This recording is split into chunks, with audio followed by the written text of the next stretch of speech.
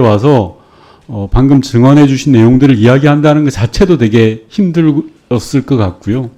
제가 앞서 의원님들 질의를 보면서 이건 경찰판 박정훈 대령 사건 아닌가? 라는 생각이 들 정도였습니다. PPT 한번 봐주십시오. 백희룡 증인에게 세 곳에서 연락이 옵니다. 우선 조병로 증인이 외압을 행사합니다. 조병로 증인은 외압이 아니라고 하지만 백희룡 증인은 그걸 외압으로 느꼈고요. 아울러 영등포 경찰서장도 한밤중에 전화를 합니다. 더해서 서울청 형사과장인 강상문 형사과장도 증인에게 압력을 행사합니다. 방금 전에 조병로 증인이 자기는 외압이 아니라고 이야기를 했습니다. 100번 1000번 양보해서 그 말을 받아들인다 하더라도 백혜룡 증인에게 세 곳에서 똑같은 이야기를 한다라는 건 상식적으로 납득이 되지 않는 겁니다. 즉 서울청에서 그리고 영등포 경찰서장이 직속상관이 서장이 그리고 업무 연관성이 전혀 없는 서울청 부장이 이거 뭔가 이상하지 않습니까? 그렇기 때문에 백혜룡 증인은 이걸 외압으로 느꼈을 거라고 생각을 합니다. 당연히 외압으로 느끼죠. 저한테도 세 군데서 똑같은 주문사항이 각각 다른 직속상관을 포함해서 각각 다른 사람들이 주문을 한다면 그게 외압이 아니고 뭐겠습니까? 이 외압을 가지고 외압이 아니라고 이야기하는 사람들이 보면 저는 이해가 안 됩니다. 너무 상식적인 거 아닙니까? 외압의 실체가 무엇이냐를 규명하는 게 오늘 이 자리에서 해야 될 일이라고 생각합니다. 저는 보이지 않는 손이 분명히 있는 겁니다. 즉 서울청 형사과장을 움직이는 손, 그리고 영등포 서장을 움직이는 손, 그리고 조병로 증인을 움직였던 손, 이게 무엇이냐라는 게 핵심 아닙니까? 백혜룡 증인은 이 부분에 대해서 어떻게 생각하는지 짧게 이야기해 주십시오. 저 고발장에 그 내용을 상세하게 기재했습니다만 그 관세청, 경찰, 이후에 검찰 얘기도 있습니다만 이 세 기관을 움직일 수 있는 곳은 제가 생각하는 바로는 한 군데밖에 없습니다. 예, 바로 용산이죠. 용산 대통령실 아니고 이 세 기관을 어떻게 움직입니까? 그리고 세 곳에서 어떻게 비슷한 시간에 백희룡 증인에게 전화를 하게 합니까? 이건 조병로 증인 혼자만의 문제가 아니에요. 영등포 소장을 어떻게 움직이고 서울청 형사과장을 어떻게 움직입니까? 후보자께 질의하겠습니다.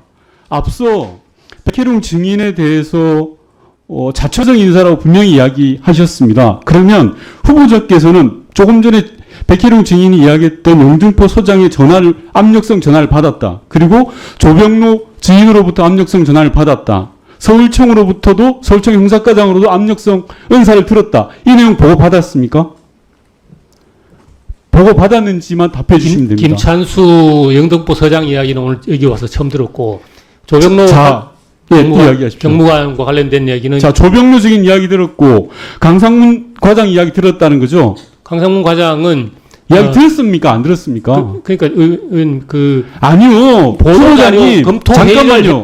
잠깐만 좌천성 인사를 하려면 최소한 백희룡 증인에게 당신이 받았던 압력이 뭔지 물어봐야 되는 거 아니에요? 기관장으로. 의원님 그거는 이번 인사 성격이 다르다라고 이야기 변명하지 마십시오. 같은 사람이에요. 한 사람이 세 곳에서 동일한 압력을 받았던 거예요. 그러면 최소한 백희룡 증인이 어떤 압력을 받았는지 물어봐야죠. 그게 기관장이죠. 지금 인사는 현재 후보자님 형사 제가 입과장으로서 다시 물어볼게요.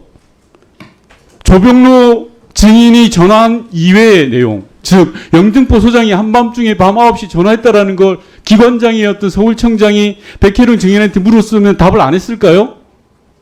물어보셨습니까? 확인해 보셨습니까? 그건 제가 직접 물어볼 수 있는 사안이 아닙니다, 의원님.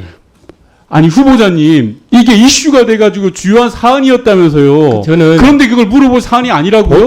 잠깐만요. 용산으로 추정되는 곳에서 압력을 행사한 중차대한 사안이에요. 이런 사안을 경찰서 기관장이 서울청장이 확인도 안 했다라는 건 직무를 안 하신 거예요. 만약에 그런 압력이 의원님께서 말씀하시는 그런 압력이 있었다면 상반기 인사를 할 때 2월달에 그때 저한테 이야기 있어야 되는데. 후보자님 최근에 벌어진 일이에요. 아닙니다. 그죠? 저거는 작년 일입니다. 아니요. 압력에 대해서 보도는 최근에 벌어진 일이고 그렇다면 좌천성이 최근에 인사를 한 거 아닙니까? 7월에. 그렇습니다. 그럼 그 인사를 하기 전에 당연히 확인하고 했어야죠. 후보자로서는 후보자 자격이 없다는 말을 할 수밖에 없는 거예요. 그- 부하가 압력을 받아가지고 흔들리고 있는데 그걸 안 지키고 자체적인 인사를 한다 다른 점이라고 해서 그게 무슨 기관장이고 대장이 할 역할입니까? 그 부족한 거죠.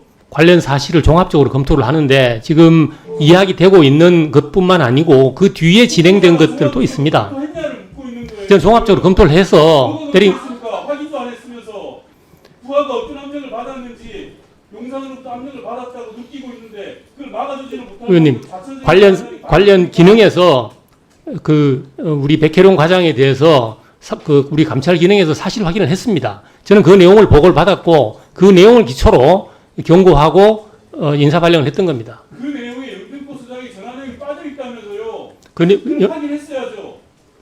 제가 보고를 못 받은 상태에서 그걸 확인하라고 어떻게 보고 이야기를 안 할 수 하면 있겠습니까? 모든 게 다 용서됩니까? 증인 이종호 대표 녹취록에 증인이 등장하는 거 알고 계시죠? 이제는 언론 보도 통해서 알고 있습니다. 증인의 승진에 관해서 이야기하는데 전혀 알지 못하는 사안이고 그런 사람입니까? 네, 그렇습니다. 증인이 백혜룡 증인이 그러니까 백혜룡 증인께서 영등포 경찰서 형사과장에 근무하던 때에 백혜룡 과장에게 전화를 한 사실이 있죠? 네, 그렇습니다. 10월 5일 날이었습니다. 네, 그리고 아까 그 내용에 대해서 본인의 여러 가지 주장을 하셨죠. 네, 거기에 대해서는 더 이야기 안 하겠습니다. 증인은 경정 특채를 통해서 경찰에 입직하기 전에 관세청에서 6년 동안 근무하셨죠.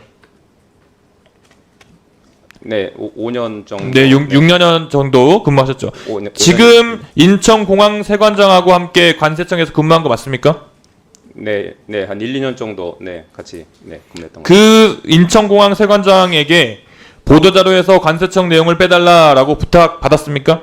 그렇지 않습니다. 아까 말한 것처럼 국정감사 대비를 위해서 언론 브리핑 내용 중에 세관 직원 언급 여부만을 확인해 달라는 요청이었습니다. 다시 그리고- 한번 상기시켜 드립니다만 네. 본인께서는 선서를 한 증인이십니다. 그 네, 그렇습니다. 위증에 대해서는 나중에 분명히 책임을 지셔야 될 상황이 올 수도 있습니다. 네, 영등포 경찰서 수사 보도자료에는 관세청 내용이 결국 빠졌습니다. 증인이 한 전화가 영향을 미쳤다고 생각하지 않는다는 거죠, 지금. 저는 그 상황은 전혀 모릅니다. 저는 전화 통화해서 확인하고 그것을 그 당시 형사과장은 서울청과 협의를 마쳤다. 좋습니다. 네, 그렇다면 거꾸로 한번 생각해 봅시다. 네, 동료 경찰로서 또는 후배 경찰들을 생각해 봤을 때 네. 본인보다 2계급이나 높은데 정말 본인은 지휘 라인에도 없는데 그런 분이 전화를 해서 뭔가를 물어봤다.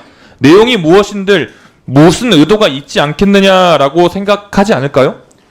만약 그랬다면 저기 형사과장이 그 통화 후 9일이 지난 토요일 오후에 저한테 모르는 전화가 와서 받아보니 형사과장이었고 형사과장은 그 당시 저한테 유도 질문을 뭐를 했냐면 네, 유도 질문이라고 네 됐습니다. 괜찮습니다. 네. 유도 유도 질문을 질문이라고 해서 하는 거는 녹취도 본인의 하고 생각이신 그랬습니다. 거고요. 네, 증인.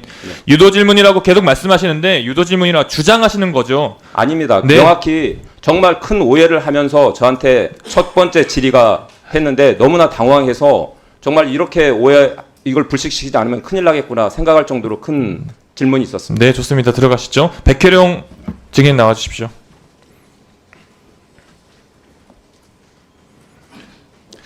똑같이 한번 물어보겠습니다. 증인께서는 조병로 증인의 전화를 받으셨죠? 네, 그렇습니다. 지휘계통에 있지 않은 상급자 그리고 영등포 경찰서장 뿐만 아니라 아까 윤건영 의원께서 말씀하셨던 그런 전화들이 막 오고 있는데 이런 경우가 흔합니까? 이런 경우 최근에 없습니다. 당시 사건을 담당했던 형사과장 입장에서 봤을 때 세관 직원의 연루 의혹을 사건 보도자료에서 제외하는 게 옳았다고 판단하십니까?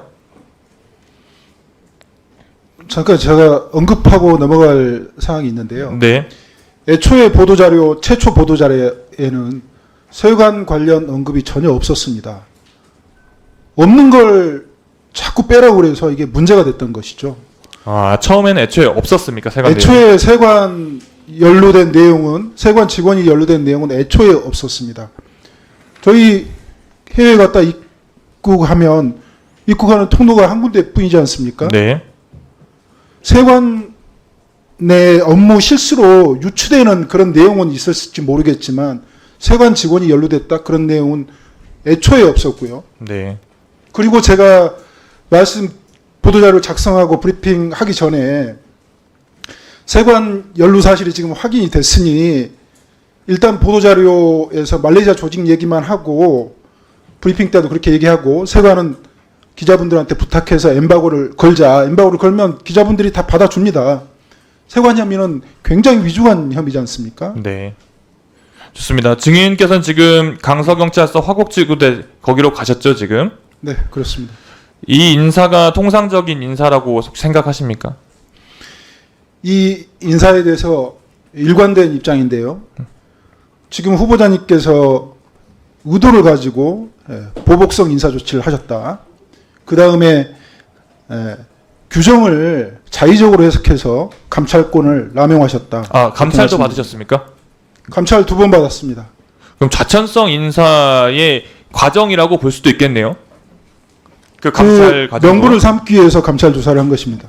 네, 좋습니다. 들어가시죠. 그런데 지금 아까 나왔던 백혜룡 증인에 대해서도 경고 조치를 서울청장 시절에 하셨어요. 맞습니까? 그렇습니다. 공보 규칙 위반으로 경고 조치를 한 겁니까? 공보규칙 위반과 그 뒤에 제가 아까 말씀드렸지만 서울경찰청 집중수사지휘 사건으로 분류되어 있음에도 불구하고 보고를 누락하고 그리고 경찰서장에게 보고하지 않고 그 남부지검으로 네. 그 해당 검사 직무 배제 요청 공문을 보내는데 근데 그거는 그 압수수색 영장이 기각이 되면 좋습니다. 영장심의위원회에 회부하도록 이렇게 지금 불복 절차가 있습니다. 그 네네네. 불복 절차를 좋습니다. 정상적으로 제가 밟았어야 됩니다. 마무리 발언하겠습니다. 수사 외압을 행사한 사람과 수사 외압을 고발한 당사자가 고작 경고 조치, 이건 절대 맞는 조치가 아니고요. 경찰청장이 되셔서라도 이 부분은 다시 한번 꼭 짚으셔야 될 문제라고 경고드립니다. 이상입니다. 증인께서 최근 인사에 대해서 보복성 인사고 감찰을 2회에 걸쳐서 받았는데 의도성이 있었다 이렇게 느꼈다고 말씀을 해주셨는데 조금 구체적으로 왜 그런 느낌을 받았는지 왜 의도적인 감찰이었다고 생각하시는지 조금 구체적으로 말씀해 주시죠. 최근 5월 23일 이 세관 연루 사건 관련해서 형사과장 주재로 서울청 형사과장 주재로 회의가 있었습니다. 그때 형사과장께서 사건을 종결해달라고 요구를 했습니다. 단호히 거부했습니다. 그 요구사항은 저는 지금 앉아 계신 후보자님의 의중이 깔려 있다고 생각을 합니다. 네. 거기에 터잡아서 그 자리에서 제가 지금 수사를 방해하고 있는 검찰에 대해서 직무배제 요청을 할 것이다. 그 전에 영장심의회를 구성해서 이 실마리를 좀 풀어달라 요청을 했습니다. 움직임이 전혀 없었습니다. 그래서 제가 검사에 대해서 직무배제 요청을 수사협조 의뢰 공문으로 보낸 것이고요. 네. 그게 발단이 됐다고 생각을 합니다.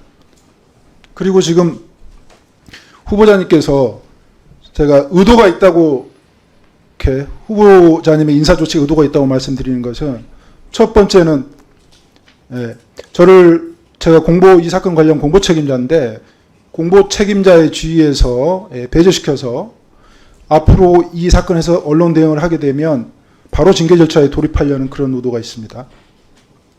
그리고 두 번째는 제가 지금 배제되면서 수사팀과 소통이 안 되고 사건 기록을 볼 수가 없습니다. 제가 취하고 있는 법적 조치를 아주 곤란하게 만들 의도가 있다고 생각합니다. 그리고 첫 번째 말씀드렸던 형사과장의 수사 종결 요구를 거절한 거에 대한 그 생각이 담겨 있다고 이렇게 생각합니다. 네. 이 정부는 출범 초기에 마약과의 전쟁을 선포했죠. 네, 그렇습니다. 예. 마약 수사에 대해서 독려를 했을 거고. 근데 앞으로는 그렇게 독려를 하면서도 뒤로는 마약 범죄에 연루된 사람에 대해서 은폐하고 숨겨주려고 하고 이렇게 열심히 수사한 경찰관에 대해서 보복성 인사를 하고 여기에 대해서 당사자로서 어떻게 느끼십니까? 관세청이 마약 범죄의 공범으로 연루됐다는 사실에 대해서 그걸 국정 운영에 굉장히 부담이 된다. 이렇게 관세청 자체가 아니고 관세청 직원이었을 거 아니겠어요? 네, 그렇습니다. 세관 직원입니다. 네. 관세청 직원입니다. 그러니까 이런 그 이율 배반에 대해서 어떻게 느끼시냐는 거예요. 마약 수사를 담당했던 경찰관으로서. 저희 14만 경찰 중에 수사 경찰이 3만 5천 정도 되는 걸로 알고 있는데, 예, 이 상황을 알게 된다면 수사 경찰의 사기가 크게 저하될 겁니다. 어느 누가 지휘부의 지시를 따르려고 하겠습니까? 후보자께서 어떻게 생각하십니까? 예, 심사위원을 개최한 것은 경찰청이 객관적 요구가 있었다는 걸 저도 지금 방금 알았는데, 만약에 제가 이거 사건 종결 요구가 필요하면 제가 서장한테 전화를 하지 뭐 형사과장 시켜서 그렇게 하겠습니까? 그래 안 해요. 그거는 전혀 의도성이나 사실과 보복 전혀 사실과 이런 게 다르고요. 없었다. 예, 그리고 만약에 작년 10월 달부터 계속 진행되어 왔던 건데, 만약에 뭐 외압이 있었으면 2월 달에 있었던 정기 인사 때, 그때는 백 과장이 그 1년이 됐기 때문에 인사 대상자입니다. 그때 알았어, 됐습니다. 아까 인사했을 말씀하셨고요. 이야기되고 있는 게 우리 백기룡 정의는 희생양 프레임으로 지금 몰아가고 있는 것 같습니다. 우리 백기룡 우리 정인께서 저 좌천성 인사로 여기지는 보직 변경된 이유가 뭐라고 말씀하셨습니까? 조금 전에 말씀드렸는데요. 의도가 있는 보복성 인사 조치.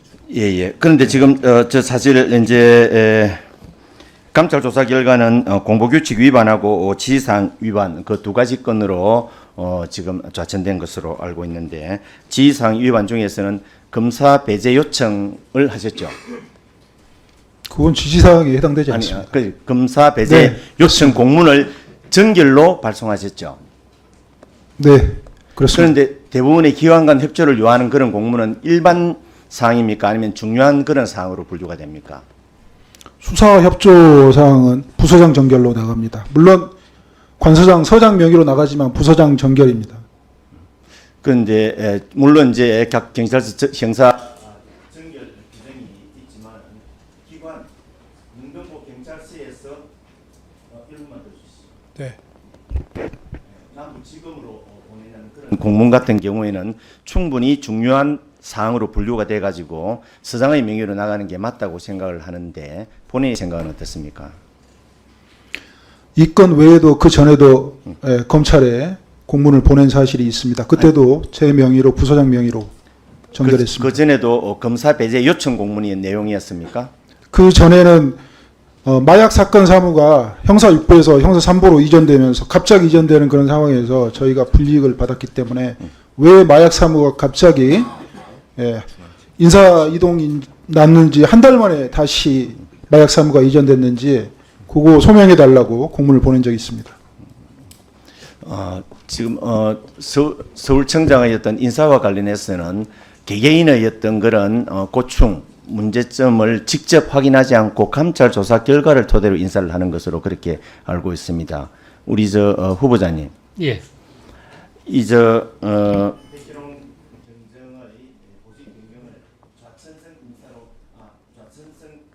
보복성 인사로 보는 게 맞습니까? 보복성 인사는 전혀 아닙니다. 보복성 인사를 하려면 뭔가 제가 무슨 다른 압력을 받았다든지 이런 게 있어야 되는데, 제가 그런 게 전혀 없습니다. 그리고 저는 적절하지 않는 어떤 그런 상황에서 인사 조치를 한 것 그 이상도 그 이하도 아닙니다. 10월 5일 날 조병로 증인으로부터 전화 받으셨죠? 네, 그렇습니다. 어떤 내용을 받으셨어요? 처음에 전화하셔서 자기소개를 하셨습니다. 서울청 생안부장입니다. 세관 얘기 안 나오게 해 주시는 거죠? 이렇게 말씀하셨고요. 예. 제가 대답을 하지 않으니까 관세청도 국가기관이고 경찰도 국가기관인데, 경찰이 관세청을 수사하면 기관끼리서 싸운 것으로 비춰줄 수 있지 않느냐, 제 얼굴에 침뱉게 아니냐, 이렇게 말씀을 하셨어요. 그래서 제가 기자가 앞에 앉아 있어가지고 설명을 하기가 참 난감했습니다. 그래서 부장님 지금 서울청하고 얘기해가지고 다 빠졌습니다, 이렇게 얘기를 했습니다. 그랬더니 조병로 경무관이 올바른 스탠스입니다. 국감에서 야당이 정부를 엄청 공격할 텐데 우리가 야당 도와줄 일 있습니까? 올바른 스탠스예요. 아주 잘하고 있습니다.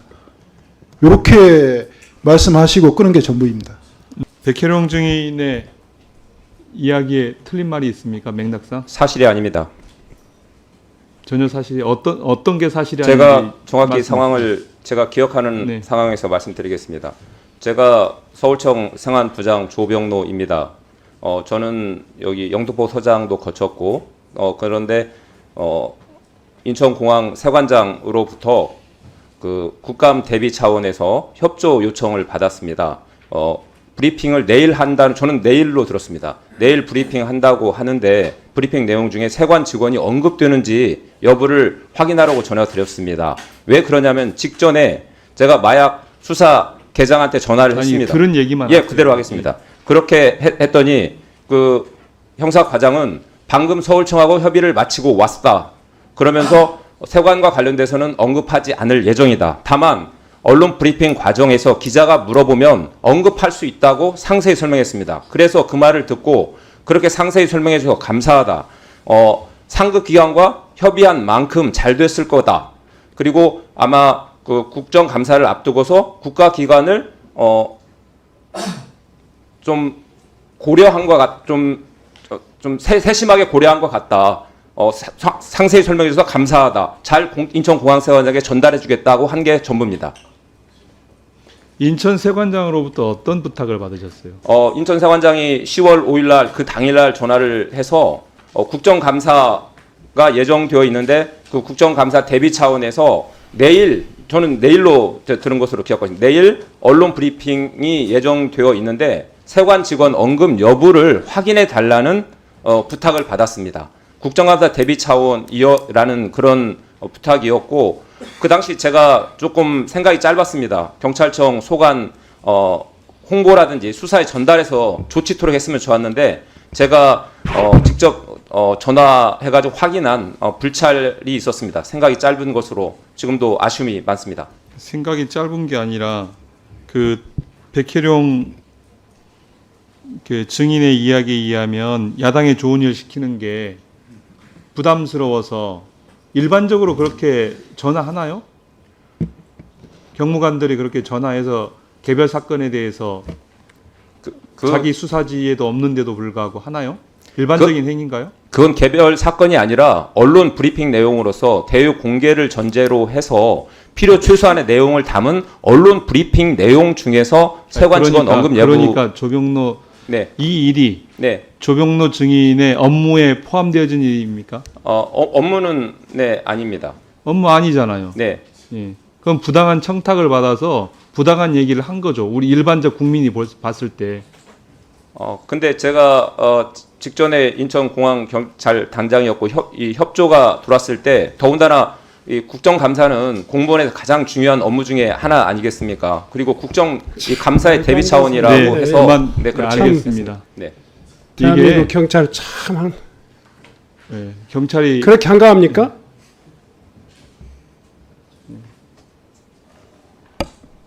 질의 신문 계속하세요. 예, 조병로 경무관은 남의 일에 끼어들어서 누군가의 부탁을 받아서 그 부탁을 행한 사람이에요. 그럼 안 되는 거잖아요. 경찰에 우리가 중립성을 이야기하는데 네. 중립적이지 않잖아요. 국감에 대비하기 위해서. 그럼 정부가 국감에 대비하기 위해서 정부기관들이 똘똘 뭉쳐서 사건을 숨기고 은폐하고 거짓으로 응대해도 됩니까? 당시 제가 생각이 짧았는데 그 대외 공개를 전제로 하는 언론 브리핑이었던 만큼 그 부분에 대해서 아무렇게나 내일이라고 언론 브리핑이라고 한다고 제가 들어서 그러니까 네. 국민들이 볼 때 축소하고 은폐하고 감추고 뒷거리하고 이렇게 보이는 거 아닙니까? 조병래 증인의 그런 행위들 때문에 그렇지 않겠어요? 그 당시에는 제가 상황을 전혀 몰랐고 다만 국감 대비 차원에서 언론 브리핑이라는 내용을 확인해달라는 거기만 국한돼서 이해했기 때문에 제가 그 재반 사정은 전혀 모르고 그 부분만 네, 국감 대비라는 그것에 생각을 했었습니다. 때 질문에 대한 답변을 하셨습니다마는 지속적으로 조병로 경무관께서 증인의 이 진술 내용을 부정하는 발언을 계속 하고 있는데 거기에 대한 본인의 이 직접 경험했던 들었던 것을 최대한 기억해서 발언을 좀 절제하고 덧붙이지 말고 있는 그대로 기억하는 대로 그렇게 좀 답변을 좀 다시 한번 해주시기 바랍니다. 저는 충분히 이해했습니다마는 그냥 있는 사실 그대로만 한번 발언을 해주시기 바랍니다. 전화를 하셔서 서울청 생안부장입니다. 그 세관 얘기 안 나오게 하는 거 맞죠? 안 나오게 해주세요. 그 다음에 제가 너무 당황해가지고 잠깐 말을 못했습니다. 그랬더니 경찰도 정부기관이고 관세청도 정부기관인데 경찰이 관세청 수사하면 기관끼리 서로 싸우는 걸 비춰줄 수 있지 않느냐. 제 얼굴에 침 뱉기 아니냐. 그 앞에 기자가 앉아 있어서 제가 뭐라고 말을 못할 상황이었어요. 그래서 그 서울청하고 이렇게 조율해가지고 빠졌습니다. 이 정도 대답을 했더니 올바른 스탠스입니다. 국감에서 야당이 정부 엄청 공격할 건데 야당 도와줄 일 있습니까? 아주 올바른 스탠스예요. 잘하고 계십니다. 이렇게 하고 끄는 게 전부이고요. 조병로 경무관님이 말씀하시는 것은 추후에 그 전화가 경비전화로 통화한 거기 때문에 제가 그 사실을 다투기 위해서 마음을 먹었던 때입니다.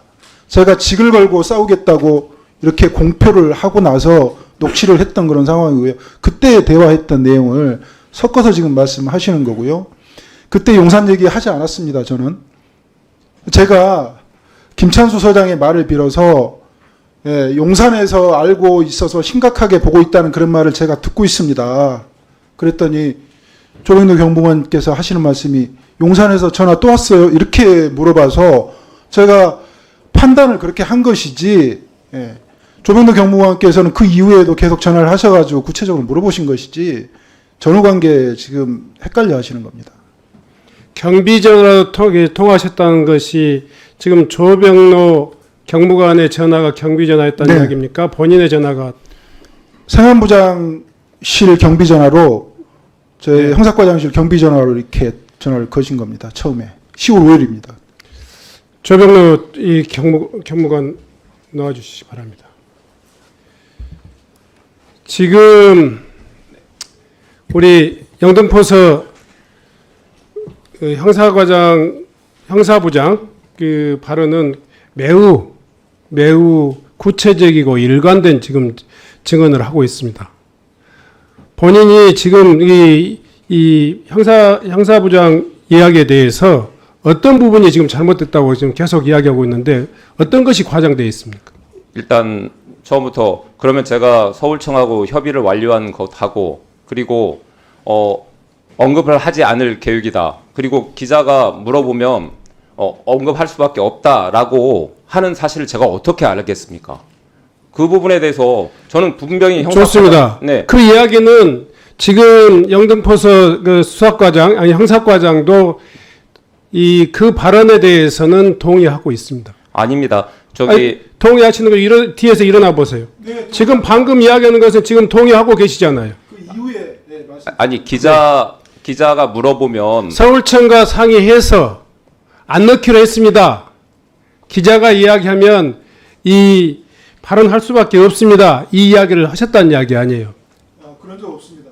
그렇게 이야기하지 않았어요? 그 당시에는 간사라고 그 당시에는 간사라고 그 사건팀 그 조율하는 총무 같은 역할을 하는 기자가 있습니다. 그 브리핑 관련해서 협의를 하고 있던 중인데 갑자기 제가 외압성 전화를 받아서 우리 조직의 그 치부를 얘기할 수는 없지 않겠습니까? 그래서 서울청하고 협의해서 다 빠졌습니다. 요 발언 외에는 제가 그 경비전화로 한 말이 없습니다. 그 이후에 조병로 경무관께서 지금 제가 전화를 걸어서 그 상황을 제가 확인하고 녹취를 됐습니다. 했던 과정에서 나온 말입니다. 예. 경찰도 관세청과 경찰청이 서로 이 싸우는 기관끼리 싸우는 그 남좋을 일을 할 일 없지 않냐 하는 이야기는 한 적이 없다는 말씀이시죠? 네, 그렇습니다. 예. 그 여부에도 불구하고 전체적인 맥락은 이 문제 그냥 단지 소위 말해서 이 세관의 이야기가 언급되느냐 안 되느냐 여부를 확인하기 위해서 전화했다는 그 이야기 적절치 못하다는 걸 인정하시죠? 네, 그렇습니다. 그 부분에서 그래서 그런데요. 네. 지금 대한민국의 국민들이 다 보고 있고 이 자리에서 있는 우리 의원들이 판단하고 있습니다. 네. 그 이야기가 단지 사실만 확인하는 그 전화였다라고 주장하는 경무관 아마 평생 경찰에서 근무하셨고 다양한 수사 사건도 경험하셨을 텐데 네. 그래서 이게 어떻게 사실만 확인하는 전화예요. 그 당시 제 사실을 처음에 그렇게 뭐냐 업무 처리합니까? 다른 기관에서 그거 소위 말해서 알아봐 달라면 다 알아봐 줍니까? 경찰청에서 일반적인 상황입니까? 그래서 제가 물어볼 때도 재반 사정을 충분히 설명하고 물어봤습니다. 그리고 이 상황에 대해서 제가 듣고 나서 한 번 더 물어봤습니다. 그래서 지금 확인했던 사안입니다. 지금 경무관께서는 네. 본인이 심리적으로 수사를 담당하는 형사부장에게 어떤 영향을 끼쳤을 것이다라는 것을 인정하지 못합니까? 지금 그냥 단순히 그냥 사실 확인차 전화라고 했는데 지금 형사과장이 오해하고 있다고 주장하는 겁니까? 형사과장이 이 통화가 끝난 이후에 9일이 지난 토요일 오후에 저한테 자, 그 전화가 와서 이야기는 이야기하고 있습니다. 네네. 지금 이야기하고 있잖아요. 네네. 경비 전화로 전화 받았기 때문에 사실 네. 다시 이 문제를 본인이 결심해서 사실 확인하는 전화라고 이야기하잖아요. 그 이야기가 지금 최초의 전화의 의도를 왜곡할 근거가 되지 못하고 있단 말이에요. 아닙니다. 왜냐하면 첫 번째 질문이 대통령실에서 됐어요. 시켜서 됐어요. 한 겁니까? 이라고 했는데 자, 제가 그걸 거기서 중단하세요. 네. 이 후보자께 한번 묻겠습니다. 이런 경우가 기관이 현재 수사 진행 중인 수사를 국회에서 자료 내라고 해도 내지 않을 것이고 상황에 대해서 확인도 안 해줄 것이고 이 아무리 국가기관이라고 하지만 어찌 보면 피의자에 가까운 기관에서 그 상황을 확인해달라고 하는 전화 일반적으로 경찰 내부에서는 전달하고 그렇습니까? 금지되어 있습니다. 금지되어 있죠. 예. 자, 지금 이 상황을 그러니까 이후에 징계 내용하고 상관없이 이 상황만 보면 수사를 담당하고 있는 이 과장 입장에서 일선경찰서의 수사 담당 과장 입장에서 그것도 마약 수사라고 하는 어마어마한 엄중한 긴장된 사건을 다루고 있는 담당자가 상급 기관에 간부로부터 전화를 받으면 이게 그냥 사실을 확인하는 이 전화로 이해됩니까? 아니면 무언의 압력으로 받아들일 수 있다고 생각합니까? 저는 후자에 가깝다고 생각합니다. 일반적인 상식이 그런 거예요. 지금 경찰청 이번에 또 확대 좀 하고 싶지는 않지만 경찰청에 관련되어 있는 많은 사건들이 외압에 대해서 어떻게 대처하느냐 이 문제가 굉장히 중요한 과제예요.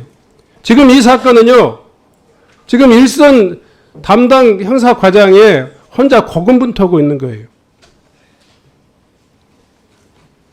더 이상 이 사실을 왜곡하지 마시고 본인이 부적절한 것에 대해서는 이 자리에 대해서 인정하시고 들어가세요. 위원장님 그러면 제가 지금 충분히 이야기하셨어요. 형사과장이 충분히 이야기하셨다니까요. 그 형사과장의 녹취록을 한번 확인해 보시면 정확히 알 수 있지 않을까 생각됩니다. 전체 다 녹취했다면 그걸 통해서 확인할 수 있다고 생각합니다. 끝끝내 본인의 잘못을 인정하지 않는 이 당사자에 대한 이 앞으로의 어떤 이 국회 대처는 엄중할 것입니다. 따로 청문회해야 돼요. 그 백혜련 그 경정에 대한 감찰 이유가 뭐라고 하셨죠?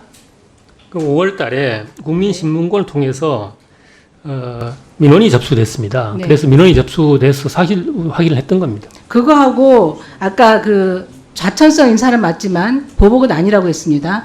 그 근거로 남부지검으로 보낸 공문에 대해서 위법은 아니지만 부당했다고 판단했다고 했습니다. 왜 부당한 겁니까?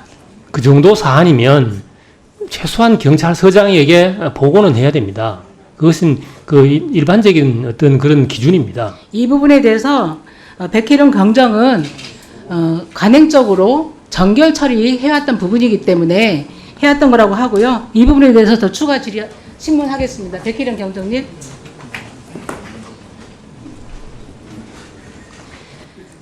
마약 수사 당시에 굉장히 큰 공을 세우셨는데요. 108.2kg에 달하는 마약입니다. 국민 360만 명이 투약할 수 있는 양이라서 엄청난 규모였습니다.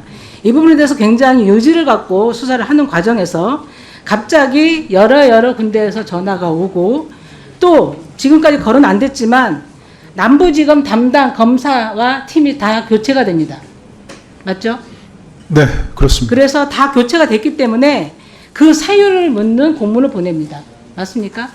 교체가 됐을 뿐만 아니라 직무 네. 마약 사무도 이전됐고요. 네. 영장을 기각하기 시작했습니다. 근데 그 이런 사례가 있나요? 왜 검사와 그 팀이 다 교체가 되죠? 그 안 시기가 해왔는데? 예. 그 시기가 브리핑이 끝나고 나서 경찰에서 사건을 뺏어갔던 사건을 돌려주려고 회유하던 그 시기하고 일치하기 때문에 의심을 하지 않을 수 없었습니다. 네, 그리고 증인은 직무 배제 요청 공문도 보냈다 이거에 대해서도 뭐라고 하는데요. 수사를 계속 해왔던 사람의 입장에서는 굉장히 이 조치들이 부당했던 겁니다. 왜냐하면 그 남부지검에서 교체된 검사는 영등포서에서 청구하는 영장을 요청하는 거는 청구를 다 안 해요. 그런 부분 때문에 그 교체된 검사에 대해서 직무배제 요청을 했던 겁니다. 수사를 제대로 마무리하기 위해서. 그랬던 거 아닙니까? 그렇습니다. 그때 상황에 대해서 조금만 더 설명을 해 주십시오. 그 직무배제 요청했던 검사는 이 말레이시아 조직들을 작년 2월 5일 검거해가지고 수사를 했던 검사입니다. 네. 그리고 공범 12명을 밝혀내죠.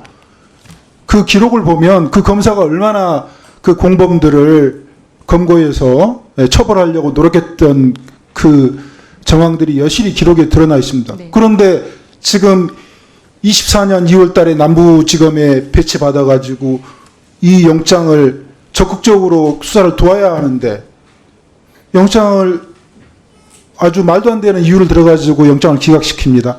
이럴 때는 회피하는 게 공직자의 도리죠. 저는 그렇게 생각했습니다. 저도 상식적으로 그게 맞다고 생각이 되는데 이 사안은 들면 들을수록 의문이 더 커집니다. 아까 요청드렸던 것처럼 해관이 차원에서라도 청문회를 통해서 밝혀야 된다고 생각합니다. 네. 아까 백혜룡 증인의 증언 중에 나왔는데요. 통화하는 과정에서 용산에서 또 전화 왔어요 라는 말씀하신 적 있습니까? 제가 어떻게 그 말씀을 있습니까? 하겠습니까? 없습니까? 아니 그런 말 하신 적 있습니까? 먼저 백혜룡 과장이 용산에서 지시해서 한 것이냐라고 명확히 아니요, 물었습니다. 아까 그 맥락은 전혀 아까 설명 다 하셨고요. 그- 용산에서 또 전화 왔어요라고 하셨습니까? 안 하셨습니까? 저건 거짓말입니다. 저는 한 적이 없습니다. 그런 말 하신 적 없으십니까? 네, 알겠습니다. 그렇습니다. 네. 이종호 녹취록 들으셨죠? 언론 보도 통해서 네, 그 녹취록 듣고 최모 경위한테 왜 내 이름이 저기에 나오는지 경위로 확인해 보신 적 있으십니까? 지금도 계속 같이 제가 근무하는 모르기 부속실장이신데요? 왜 확인 안 하셨어요? 지금 하반기에 인사 조치에서 지난주에 타 부서로 지난주에요? 이동했습니다. 네, 그렇습니다. 그러면 왜 확인 안 해보셨습니까? 충분히 확인하실 수 있잖아요. 제가 모르는 사람인데 네, 굳이 아니 본인이 왜 그런 이름이 나왔는지 억울하다면 그런 걸 확인해야 되는 거 아닙니까? 상식적으로. 들어가세요. 네. 백혜룡 증인 나와주세요.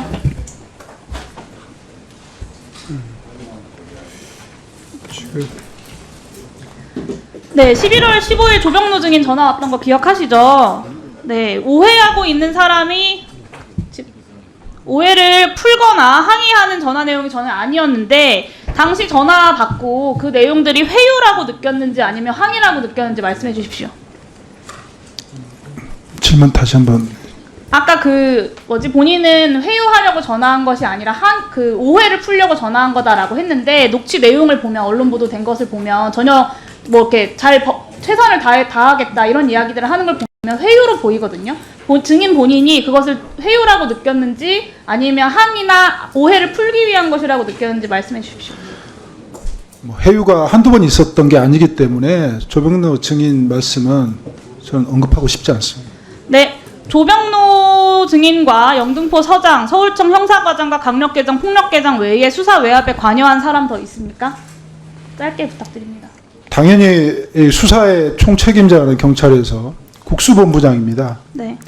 이 국수본에서 이 사건에서 얼마나 적대적이었는지 제가 말을 하고 싶지만은 시간이 없는 관계로 나중에 할 수 있는 기회가 있으면 위원장님 하겠습니다. 1분만 더 주십시오.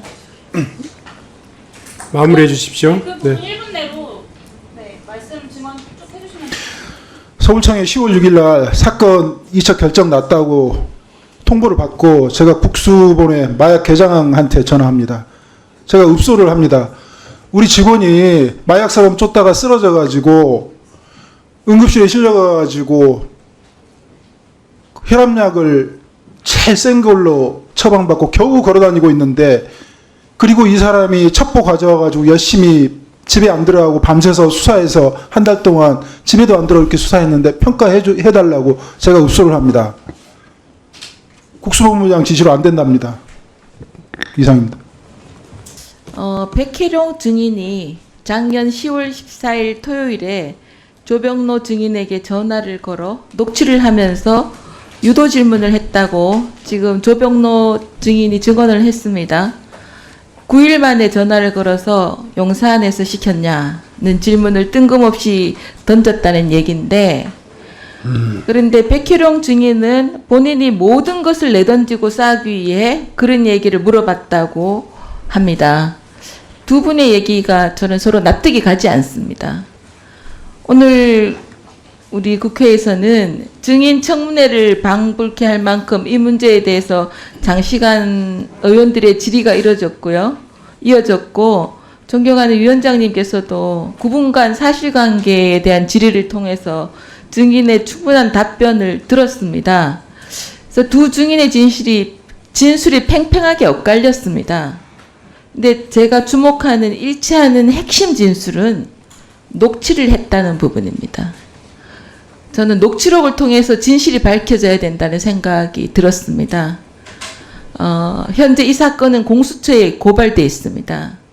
공수처에서 녹취록과 관계자 진술 등이 종합해서 엄정한 수사를 해야 된다고 생각이 되는데, 공수처는 고위공직자 범죄 등에 관해서 독립적으로 수사 및 공소 제기를 하도록 민주당이 만든 수사기관입니다. 그래서 후보자님께 제가 여쭙고 싶습니다.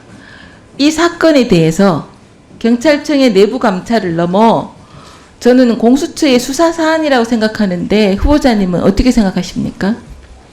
조병로 경무관은 일단 공수처의 수사 대상이 되는 사람이고, 네. 그리고 백혜룡 과장이 조병로 경무관을 상대로 공수처에 고발을 해놨기 때문에 네. 이것은 공수처에서 수사를 하는 사항입니다. 만약에 저희들이 수사를 진행을 해도 저희들이 공수처에 해당 사실을 통보하도록 되어 있고, 의무적으로 통보하도록 되어 있고, 공수처에서 이제 본인들이 수사를 하겠다 하면 저희들이 의무적으로 그 기록을 보내줘야 할 의무가 있습니다. 그렇기 네. 때문에 현재 수사가 진행 중이기 때문에 경찰에서의 별도 수사 실익은 크지 않다고 보겠습니다. 네, 저도 그렇게 생각합니다. 추후 공수처의 수사 결과를 가지고 오늘 증인들의 진술에 있어서 누가 거짓 진술을 했는지 모르겠지만 국회에서 증언 감정 등에 관한 법률 제14조에 의거해 위증죄로 고발하면 될 거다, 이런 생각이 듭니다. 후보자님께 두 번째 요청을 드립니다. 오후에 백혜룡 증인이 국가수사본부에 연락해서 자신의 수사팀의 성과 및 공적을 인정해 달라고 요청했다고 진술했습니다. 기억하시죠? 예, 그렇습니다. 경찰 공무원 승진 임용 규정에 따르면 승진 심사 때 수사 성과 및 공적을 평가하게 되어 있습니다. 이것은 임용권자의 권한입니다. 그런데 평가 대상자가 먼저 나서서 성과를 인정해 달라고 요청하는 것이 승진 청탁에 해당되는지 아닌지 면밀히 조사가 필요하다고 보는데 후보자님의 입장은 어떠십니까? 본인이 열심히 한 성과를 이야기하는 거는 저는 있을 수 있다고 봅니다.